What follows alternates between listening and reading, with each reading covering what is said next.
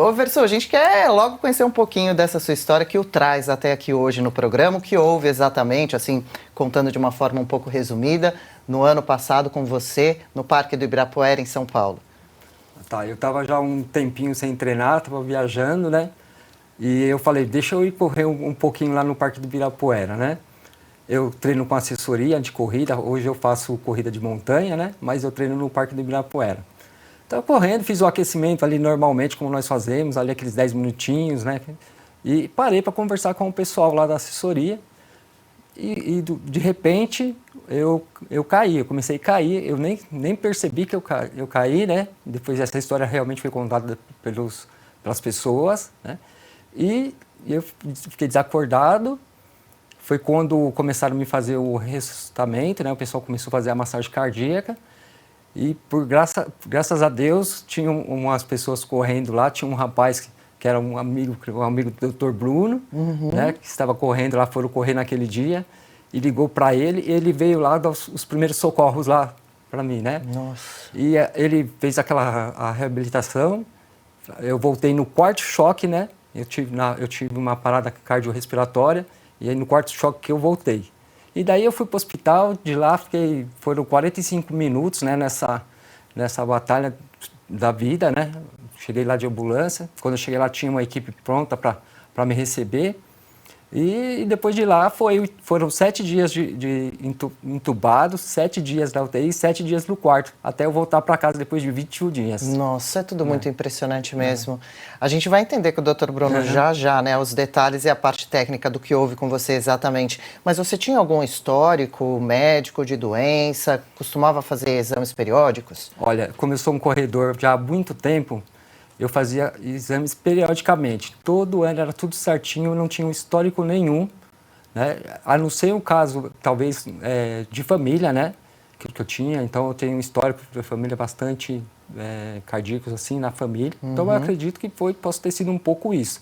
Mas eu fazia tudo certinho, corrida, os exames, suplementação, assim. Mas era tudo certo. Poxa, que coisa, né? Dr. Bruno Stefan, então, salva a gente e conta o que houve exatamente, as suas primeiras impressões ou colocações do que aconteceu com o Versul. Tá para completar um ano esse incidente, né? O Versul, ele teve um quadro de parada cardiorrespiratória e isso daí é incomum, né? Quando uma pessoa ela faz uma condição de preparação para atividade física, vem fazendo o acompanhamento, como no caso do Versul, não é comum, já que estava com os exames todos em dia, mas fica o alerta também para fazer um refinamento desses exames. Mas o Versul hoje tem 53 anos, ele tem uma excelente forma física e naquele dia eu estava correndo com os amigos no Parque do Ibirapuera e eu estava um pouco mais à frente, mais ou menos 1,5 km à frente, e eu recebi uma ligação, Bruno, vem aqui que tem um homem parado e um monte de gente, eu acho que ele está morto. E aí eu voltei correndo aquele 1,5 km ali, cheguei lá, estava aquela confusão, aquele desespero, muitas pessoas ao redor e, de fato, o Versul estava deitado lá em parada cardíaca. Ali, eu acho que 1,5 km, mais ou menos, já fazia, mesmo eu correndo rápido, eu cheguei lá, já tinham vários minutos dele naquele processo de parada cardíaca. Mas ele já estava sendo atendido, já estava sendo socorrido por alguns amigos, o personal dele, o Sidão, abraço ao Sidão, que começou todo o movimento ali de reanimação, estava fazendo a massagem, e eu cheguei e eu coordenei aquele processo, comecei a dar as atribuições de cada um ficou numa posição para organizar o procedimento de massagem cardíaca enquanto chegavam os bombeiros. Quando chegou os bombeiros e eles trouxeram um equipamento que é fundamental para o sucesso da reanimação cardiopulmonar, que é o DEA, D-E-A, tá? Que é o desfibrilador externo automático. Então, é esse equipamento que deve existir em ambientes de muita circulação, parque, aeroporto, hotéis, deve ter esse equipamento. Ele é fundamental para o sucesso da reanimação cardiopulmonar. Porque a principal causa de parada cardíaca é uma arritmia chamada fibrilação ventricular. E a principal causa que leva a essa arritmia é o infarto do miocárdio, infarto agudo, da doença coronariana. E essa arritmia, ela só reverte com choque. Então não adianta ficar fazendo massagem, não adianta ficar fazendo ressuscitação, reanimação, respiração boca a boca, que não vai fazer ele retornar se não tiver o choque. Daí a importância desse equipamento que realmente salva vidas. Os bombeiros chegaram, então eu coordenei esse processo de ministrar os choques, e ele voltou depois do 4º choque. Ele levou 4 choques.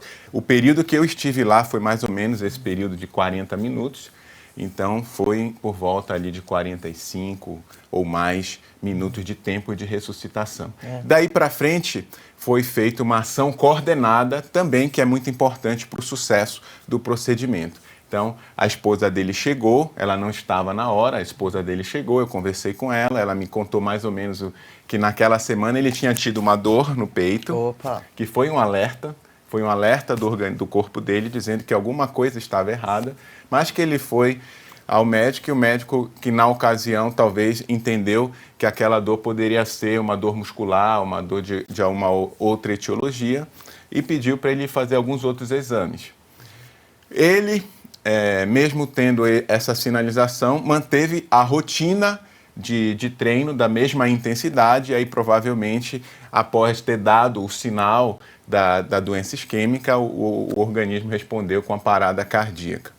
Então, após eu conversar com a esposa dele, a gente organizou esse caminho até o hospital, o qual ele tinha convênio. Eu liguei para um amigo meu que trabalhava naquele hospital e que fazia o cateterismo. O outro passo, após ressuscitar, é desobstruir a artéria o quanto antes, porque quanto mais rápido a gente estabelecer o fluxo coronariano, o fluxo de sangue para o coração, maior a chance dele não ter sequelas nem cardíacas, nem motor. Afinal, foram 45 minutos ali de ressuscitação. Um tempo considerável. E eu consegui sincronizar com velocidade todo esse movimento, que ele chegou no hospital, já foi direto para a unidade coronariana, já foi direto para o cateterismo, e em coisa ali de 2, 3 horas ele já estava com a artéria desobstruída e o fluxo restabelecido.